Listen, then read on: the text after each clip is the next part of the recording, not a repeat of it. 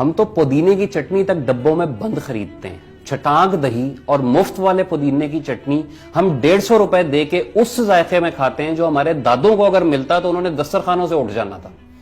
سوہانجنا ہمیں کڑوا لگتا تھا. جب سے وہ مورنگا بن کے کیپسولوں میں آیا تو ہم 2000 میں 15 دن کی خوراک خریدتے ہیں. وہی سوکھے پسے ہوئے پتے جب حکیم ہمیں 50 روپے کے دیتا تھا تو ہمیں یقین نہیں تھا آتا. 500 روپے کا شربت کھانسی کے لیے خریدیں گے, 5 روپے کی ملٹھی ہم دانتوں کے نیچے دبا نہیں سکتے. عجیب سا ٹیسٹ آتا ہے.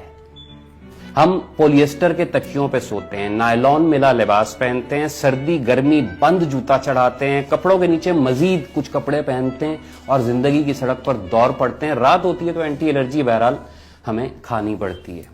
ہم اپنی مادری زبان ماں باپ کے لہجے میں نہیں بول سکتے. ہم زبان کے لیے نعرے لگاتے ہیں لیکن گھروں میں بچوں سے اردو میں بات کرتے ہیں. ہم اردو یا انگریزی کے روب میں آ کے اپنی جڑیں خود کاٹتے ہیں اور بعد میں وجہ ڈھونڈتے ہیں کہ ہم مسفٹ کیوں ہو گئے. عربی فارسی کو ہم نے مدرسے والوں کی زبان قرار دیا اور ہاتھ جھاڑ کے سکون سے بیٹھ گئے.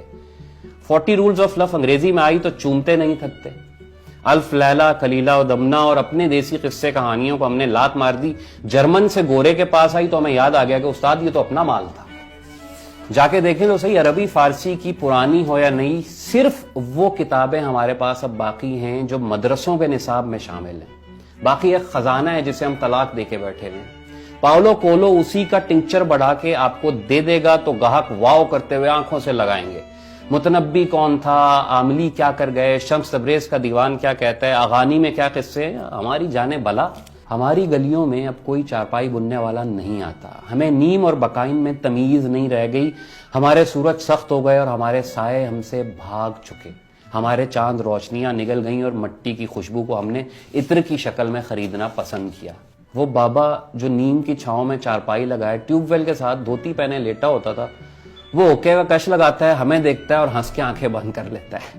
اسے کب کی سمجھ آ گئی ہے, ہمیں نہیں آتی.